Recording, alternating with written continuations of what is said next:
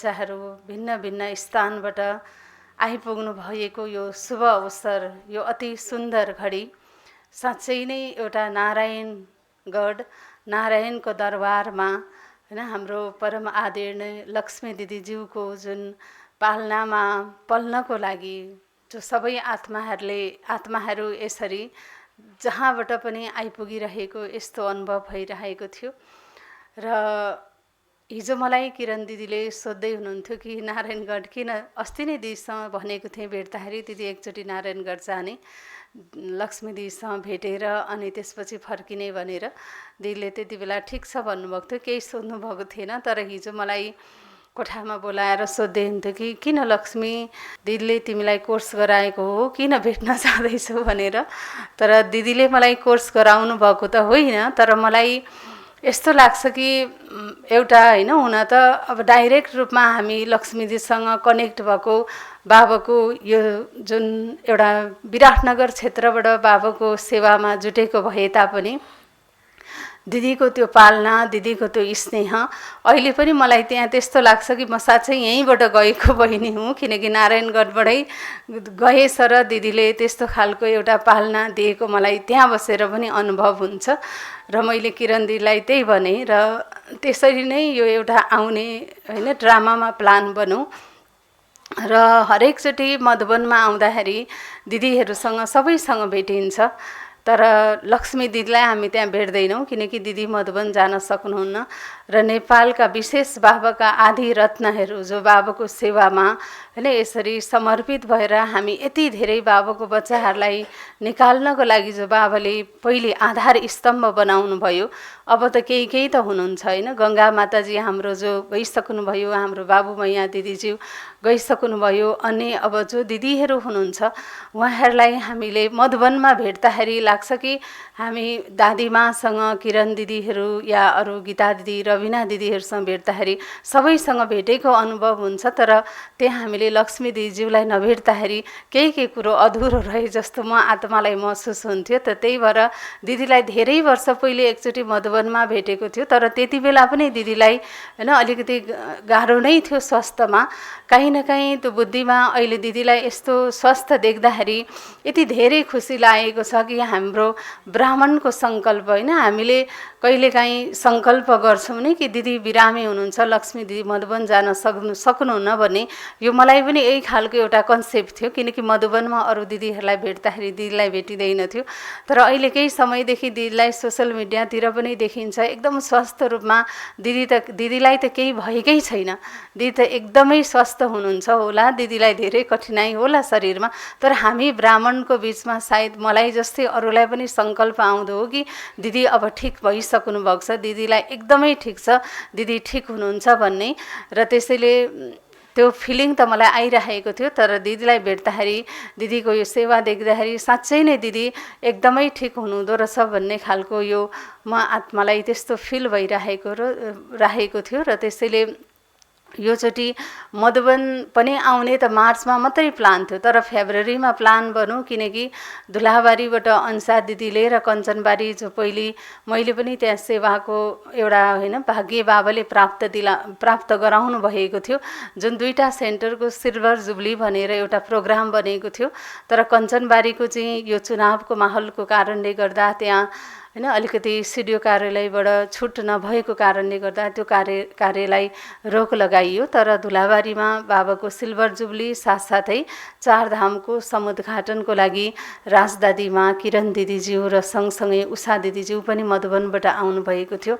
र उहाँहरूको बिचमा त्यसरी आउने यो अवसर प्राप्त भयो, किनकि प्लान पछि आउने भएको भए पनि बाबाले र ड्रामाले छिटै ल्याएर अनि त्यो कार्यक्रममा पनि सहभागी हुँदै हिजो फेरि घट्टेकुलोको पनि बाबाको घर उद्घाटन र सिल्भर जुब्लीको कार्यक्रम रहेछ।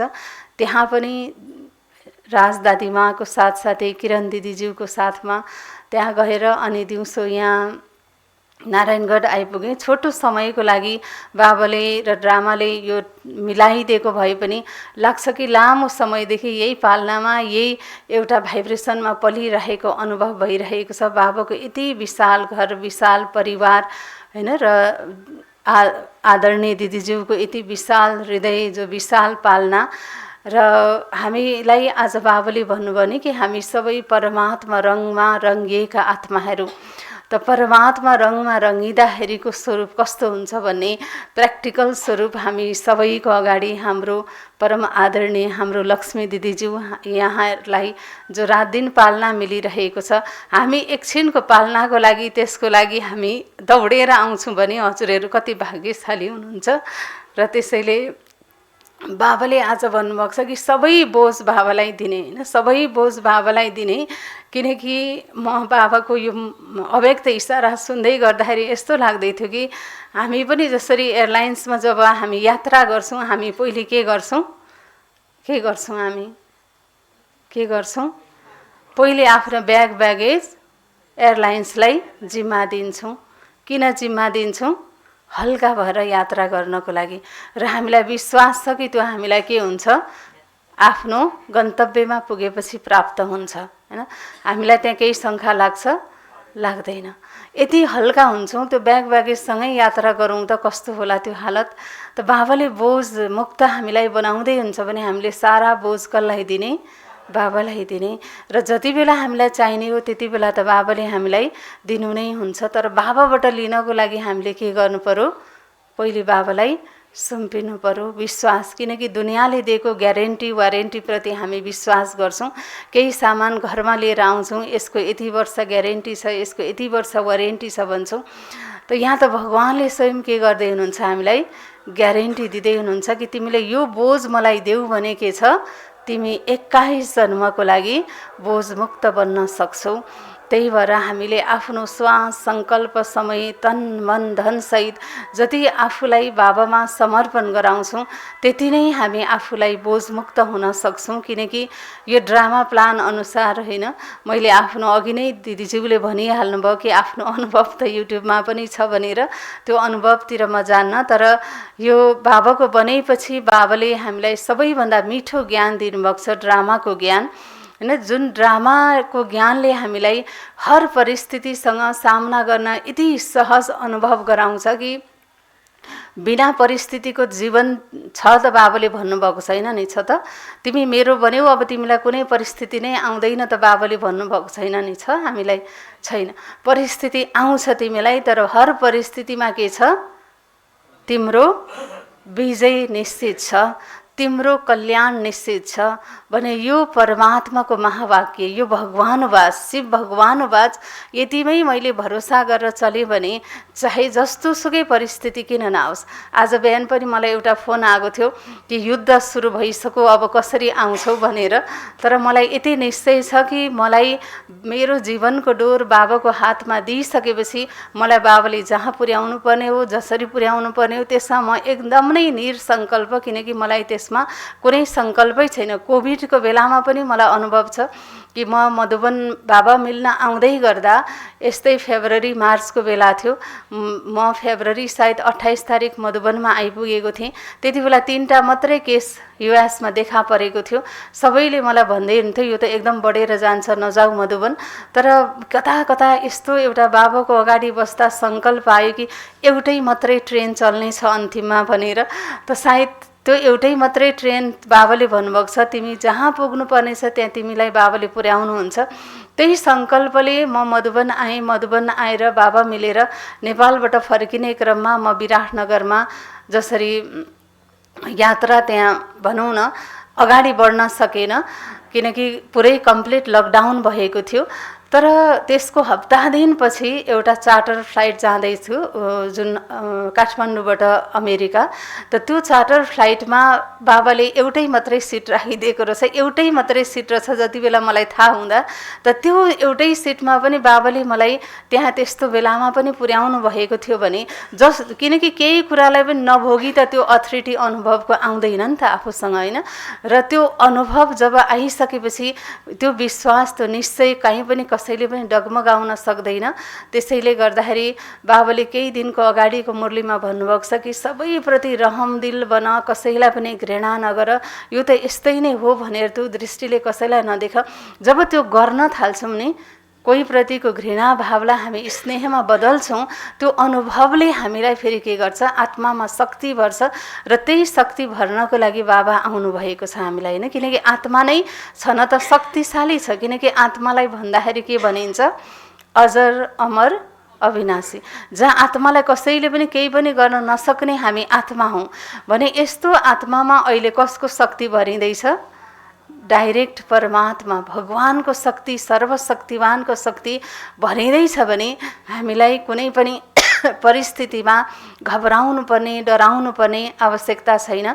किनकि जीवनको यात्रामा हामी चाहे जहाँबाट जहाँ पुगेको हौँ, जसरी पुगेको हौँ, परिस्थितिले जस्तोसुकै मोड ल्याएको होस्, तर एउटा कुरा हामी ब्राह्मण आत्माहरूको लागि कहिले पनि बदलिँदैन, त्यो हो के हो, के हो, एउटा कुरा हाम्रो कहिले पनि बदलिँदैन, के हो, मेरो बाबाको साथ हैन। मेरो बाबाको साथ, सही परिस्थितिमा पनि बाबा साथै हुनुहुन्छ, विकराल परिस्थितिमा पनि झन् बाबा साथै हुनुहुन्छ। त्यति बेला त बाबाले भन्नु नै भएको छ नि, तिमीलाई म के गर्छु, आफ्नो गोदमा राख्छु। जब परिस्थिति नै आएन भने बाबाको गोदलाई कसरी अनुभव गर्ने त। किनकि भक्ति मार्गमा पनि हामीले भक्त प्रहलादको कहानी सुनेका छौँ नि, भगवानप्रति यति निश्चय, यति भरोसा, यस्तो विश्वास, तर भोग्नु परेको छ कस्तो कस्तो कठिनाइ, कस्तो कस्तो परिस्थिति, तर जस्तै परिस्थिति भोग्नु परे पनि भगवानप्रतिको जुन लगन छ, भगवानप्रतिको जुन एउटा विश्वास छ, निश्चय छ, त्यो त कहीँ पनि डगमगाएको छैन नि त। भने हामीले जति परिस्थितिलाई भोग्छौँ त्यति नै आत्मामा पनि एउटा यस्तो बल भरिँदो रहेछ, एउटा यस्तो आत्माले होइन एउटा परमात्मालाई नजिकबाट यति अनुभव गर्न सक्दो रहेछ। बिना परिस्थिति त सबै कुरा ठिकठाकै हुँदा त हामी पनि त पल पलमा बाबा यस्तो छ, यस्तो भयो, यसरी हरेक कुराको रिपोर्टिङ बाबालाई गर्दैनौँ होला नि त होइन।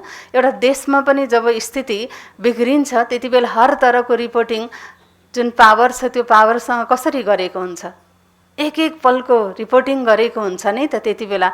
त्यस्तै हामीलाई पनि जब परिस्थिति तलमाथि हुँदाखेरि हर पलको रिपोर्टिङ हामी कहाँ गर्छौँ, हाम्रो पावर हाउस जहाँ हाम्रो बाबा हुनुहुन्छ भने त त्यो बाबासँग जुट्नको लागि हामीलाई कहिलेकाहीँ परिस्थिति आओस् भनेको त होइन, तर आउँदाखेरि हाम्रो के हुने रहेछ, अझै आत्माको जागृति, आत्माको अझै शक्ति, आत्माको अझै बल बढेर जाँदो रहेछ। किनकि हामी के गर्छौँ, पल पलको रिपोर्टिङ बाबालाई दिइराखेका हुन्छौँ। त्यसैले अब ज्ञानमा चलेको त 30 वर्ष भयो र मेरो शरीरको नाम ब्रह्मकुमारी मनु र बाबाको सेवामा विराटनगर क्षेत्रको कञ्चनबारी बाबाको सेवामा कञ्चनबारी सेन्टरमा सेवा गर्दै गर्दाखेरि ड्रामाको भावी बाबा हुनुहुन्छ नि, जहाँ अटल छ, कहिले पनि टल्दैन, त्यसलाई टाल्न खोजे पनि र सायद त्यही कारणले गर्दा होला बाबा र ड्रामाको प्लान अनुसार त्यो क्षेत्रमा पुगेर बाबाको एउटा अर्को सेवाको अनुभव गर्ने बाबाले ड्रामामा यो पार्ट दिनुभयो र यसलाई म ड्रामाको लट्री नै सम्झिन्छु। किनकि जस्तो प्रकारले एउटा सेवालाई हामी यो भारतवर्ष बाबा हुनुहुन्छ, नेपाल र भारतमा एउटा सहजताको अनुभूति हामी गर्दो रहेछौँ। किनभने विदेशको धर्नीमा सेवा गर्न यति सहज त पक्कै पनि छैन। हरेक धर्नीको आफ्नै विशेषता हुन्छ, किनकि कुनै धर्नीमा अलिकति केही बीज रोपिसकेपछि त्यहाँ आफै फलको उब्जनी हुन थाल्छ होइन, त्यसमा धेरै मेहनत पनि गर्नु पर्दैन। तर कुनै भूमि कस्तो हुन्छ, त्यहाँ अनेक खाद आदि डाल्दाखेरि पनि, अनेक मल आदि लगाउँदाखेरि पनि त्यहाँ के हुन्छ, उब्जनी राम्रोसँग हुन सक्दैन। भने सायद यो आध्यात्मिक सेवाको क्षेत्रमा पनि एउटा भारतवर्ष भनेको आध्यात्मिक सेवामा एउटा संस्कार र संस्कृतिमा अति शक्तिशाली, अति धनी हैन। तर अब उतातिरको धर्नी एउटा भौतिकतामा हामी अति सम्पन्न देख्छौँ, भौतिक एउटा जुन विकास भनेको आफ्नो चरम सीमामा पुगेको देख्छौँ।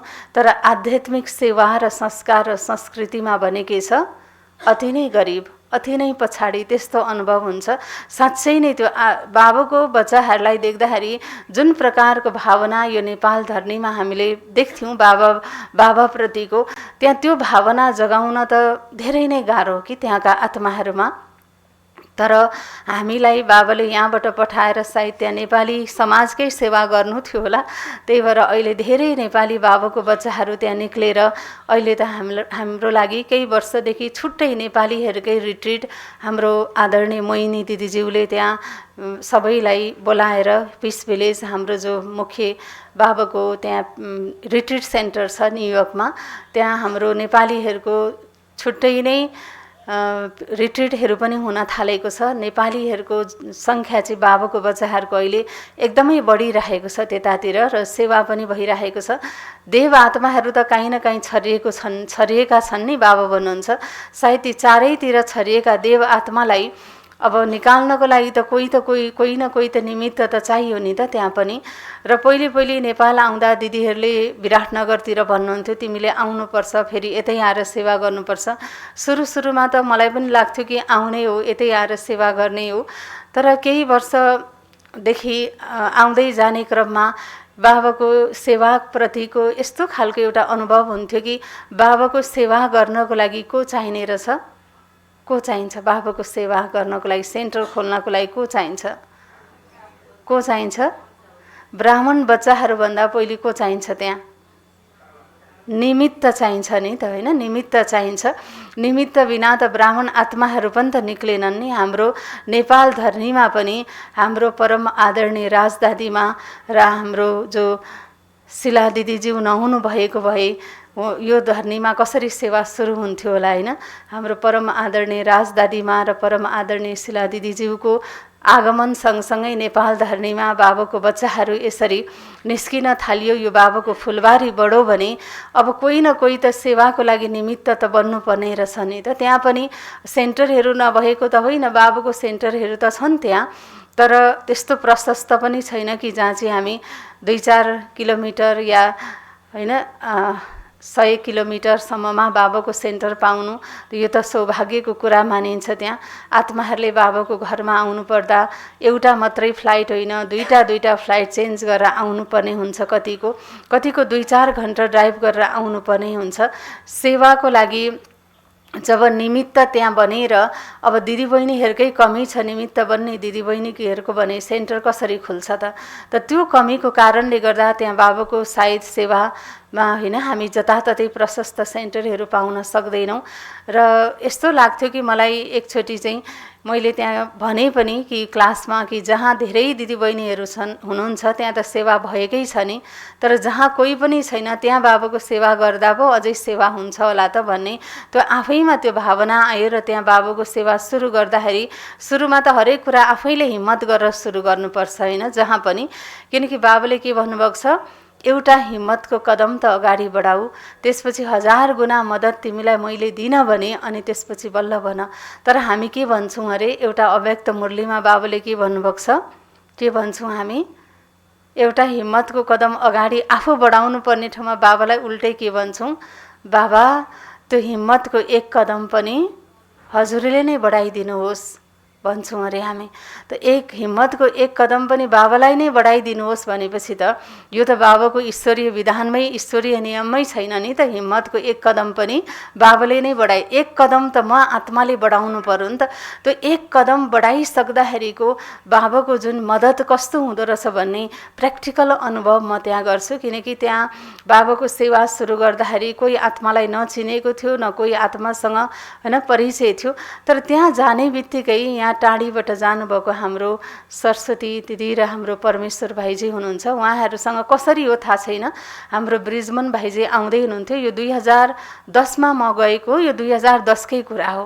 कसरी बाबाले उहाँहरूसँग जुटाउनु भयो, हामी आफै पनि, किनकि भगवानको प्लान हो नि त, हरेक कुरा त भगवानको प्लानिङ। ड्रामामा के छ, हामीलाई त अलिकति अगाडिको अब सेकेन्ड पछिको पनि थाहा छैन, तर बाबा त हर कुरालाई जानेर बाबाले हामीलाई चलाउनुहुन्छ भने त उहाँहरूसँग त्यसरी मैले उहाँहरूलाई चिनेको पनि होइन, कसले कन्ट्याक्ट गराइदियो उहाँहरूसँग मलाई, अहिले उहाँलाई म चिन्दिनँ पनि, फोन आयो, उहाँहरूले मलाई उहाँको नम्बर दिनुभयो र नम्बर दिएपछि हामी कनेक्सनमा आयौँ। ब्रिजमन भाइजी जाँदै हुनुहुन्थ्यो मधुबनबाट र उहाँहरूलाई मैले त्यो कार्यक्रममा आउनु भने उहाँहरू आउनुभयो। त्यति बेला भाइजीलाई त गाडी पनि चलाउन आउँदैन रहेछ, तर पनि उहाँहरू आइपुग्नु भयो त्यहाँ बाबाको घरसम्म। फर्केर जाँदा बाटो हराएर कति घन्टाको बाटोमा कति घन्टा लगाएर उहाँहरू पुग्नुभयो। उहाँहरूको कसरी बाबाले त्यहाँ उहाँहरूलाई भेट्दाखेरि एउटा नेपाली कोही बाबाको बच्चाहरूलाई भेट्दाखेरि यस्तो खुसी लागेको थियो कि कोही त हुनुहुँदो रहेछ भनेर। र म जब पिस भिलेजमा जान्थेँ कि म खोज्थेँ कि कोही नेपाली हुनुहुन्छ कि एउटा त कोही नेपाली भेट्छु कि भनेर म त्यहाँ खोज्थेँ। त्यति बेला कोही पनि भेटिँदैन थियो। त त्यसरी बाबाले उहाँहरूसँग कनेक्ट गराइदिएपछि अहिले उहाँहरू पनि सँगै क्लासमा जुटेर धेरै उहाँहरूको साथमा अरू आत्माहरू लगभग 40-50 जना जति दैनिक रूपमा बाबाको अनलाइन क्लास गर्नुहुन्छ। तर फिजिकल उहाँ आउने भनेको यसरी हरेक दिन हुँदैन। सन्डे जो छुट्टीको दिन र अनि बिहिबार बेलुका जो बाबाको घरमा हैन बाबाको प्रसाद लिनको लागि छुट्टी भएपछि केही नजिकमा रहने आत्माहरू आउनुहुन्छ। र टाढा टाढा हुने भनेको त कोही धेरै टाढा भनेको हैन कतिलाई 3 घण्टा 4 घण्टा ड्राइभ गरेर आउनुपर्ने हुन्छ। उहाँहरू भनेको महिनाको एकचोटि चाहिँ बाबाको घर जसरी पनि आउनुहुन्छ सङ्गठनमा बस्नको लागि। र नजिक भनेको हप्तामा एकचोटि नत्र महिनामा 2 चोटि त्यसरी एउटा नियम बनाएर यति चाहिँ बाबाको घर जाने हो। किनकि हप्तामा एकचोटि छुट्टी हुन्छ भने त्यो एक दिन छुट्टीमा अब उहाँहरूले बाबाको घर आउने कि अब आफ्नो घरको कार्य गर्ने त्यो पनि बुझ्नुपर्ने हुन्छ। तर पनि यस्तो लगन हुन्छ बाबाको बच्चाहरूमा चाहिँ हैन। उतातिर देखेको कि अस्ति 18 जनवरीको दिन बाबाको बच्चाहरू आउने हुनुभयो लगभग हैन 50-60 जना जति। हामीले त्यही अनुसारले तयारी गर्यौं आउँदै हुनुहुन्छ यतिजना भनेर। तर जब बिहान 2 बजे उठेर बाहिर हेर्दाखेरि त पुरै सूक्ष्म वतन बनेको छ बाहिर त। किनकि सबैले समाचार पनि सायद सुन्नुभयो होला, यस्तो हिम आँधी त्यहाँ त आइराख्छ नि त हैन। हिउँ जब आउँछ, हिउँ परेपछि त त्यहाँ त अब यातायातको लागि गाह्रो हुन्छ, यताउता चहलपहल गर्नको लागि। अनि मैले त बाबालाई भनेछु, बाबा अब सबैजना कसरी आउनुहुन्छ त? यो प्रश्न पनि हामीले बाबासँग गर्ने होइन रहेछ कि। किनकि त्यो जतिजनाले आउँछु भनेको थियो कसैको पनि त्यो हिउँले कसैलाई पनि यो फोन आएन कि दिदी यो कारणले गर्दा आउन सकिएन। जति आउने भन्नुभएको थियो सबैका सबै बाबाको घरमा पुग्नु भएको थियो। खुट्टा भासिने गरी त्यहाँ हिउँ परेको थियो। तर पनि बाबाको बच्चाहरूको बाबाको घर जानेपछि कति त यसरी आइपुग्नु भएको थियो कि दिनभरि काम गरेर अनि बेलुका घर आएर खाना खाएर अनि त्यसपछि ड्राइभ गर्न सुरु गरेर बिहान 3:30 बजे बाबाको घर आइपुग्नु भएको थियो। बाबाको घरमा अमृत बेला गर्ने भनेर। त्यस्तो लगन कसरी कसले जुटाए त? त्यो त हामीले त होइन, बाबाले जुटाएको हो नि त त्यो लगन त। त्यसैले अब त्यो परिस्थिति त यहाँ छैन नि त। छ त त्यस्तो त हामीलाई कति सहज छ, हामी कति भाग्यशाली छौँ जहाँ चाहिँ 2-4 किलोमिटरमा यता गए पनि बाबाको घर, उता गए पनि बाबाको घर, जताततै जहाँ देख्दा पनि बाबाको परिवार। हामीलाई त के लाग्छ कि एउटा सेतो कपडा लगाएको पनि कसैलाई देख्छौँ भने हामी त्यहाँ के गर्छौँ, ब्याज खोज्न थाल्छौँ, बाबाको पो बच्चा हो कि भने। त्यस्तो आफ्नोपन छ नि त। यो सेतो कपडाप्रति हाम्रो एउटा आफ्नो परिवारप्रति चिन्नु त पर्छ त। बाबाको बच्चालाई चिन्नै पर्दैन किनकि ऊ बाबाको बच्चा हो भनेपछि एउटा अलग्गै आफ्नोपन। किनकि आधा कल्पको परिवार थियो नि त यो हाम्रो। यहाँ हामी सबै के छौँ, आधा कल्पका देवी र देवता बसेका छौँ भने त्यो खिचाव त स्वत नै हुन्छ त। यसरी चाहिँ हामी त्यहाँ बाबाको सेवा, तर जति कठिनाइ छ बाबाको सेवामा त्यति नै बाबाप्रतिको एउटा निश्चय र बाबाको एउटा अनुभव पनि हामी त्यहाँ गर्दछौँ। किनकि हरेक कुरा हामीले भनेकै बाबालाई हो हैन। किनकि केही पनि हुन्छ बाबा यस्तो भन्दा बाबाले कोही आत्मालाई त्यहाँ खडा गर्नुहुन्छ त्यो कार्यको लागि सम्पन्न। किनकि एक आत्मा त हर कोही त अब त्यहाँ उपस्थित हुने सम्भव हुँदैन किनकि टाढा टाढा भएको कारणले गर्दा। तर जति बेला बाबाको कार्यको लागि जो आत्मा बाबाले जुटाउनु छ त्यहाँ जुटेकै नै हुन्छन्। बाबाले आफ्नो कार्य गराउनु नै भएको हुन्छ। त यसरी चाहिँ अझै धेरै एक बल एक भरोसा हैन, एक बाबा दूसरा न कोही। बाबाले भन्नुभएको छ यही नै हो हाम्रो अन्तिमसम्म पनि हामीलाई पक्का गर्ने पाठ बनेको। र त्यसैले यहाँहरूसँग यसरी मिल्ने यो सुन्दर शुभ अवसर ड्रामाले बाबाले र हाम्रो परम आदरणीय राज दिदीज्यू, किरण दिदीज्यू र हाम्रो लक्ष्मी दिदीज्यूले जुटाइदिनु भयो। यसमा हजुरहरू सबैप्रति र बाबाप्रति, दिदीज्यूहरूप्रति आभार व्यक्त गर्न चाहन्छु। सबैलाई समय पनि भइसकेको छ। अब फेरि हैन एकचोटि बाटो खुल्न गाह्रो हो, एकचोटि आएपछि त फेरि आइ नै राखिन्छ। त त्यसैले अब हरेकचोटि सङ्कल्प हुन्थ्यो कि दिदीलाई भेटेर जाउँ आएको बेलामा। तर केही वर्षदेखि म नेपाल पनि आइरहेको थिइनँ, मधुबनबाटै त्यहाँबाटै फर्किरहेको थिएँ। तर योचोटि ड्रामाले र बाबाले र दिदीज्यूहरूले यो पाठ दिनुभयो, यसमा धेरै नै आभारी छु। र यति भन्दै हजुर सबैलाई आभार व्यक्त गर्दै ओम शान्ति, धन्यवाद।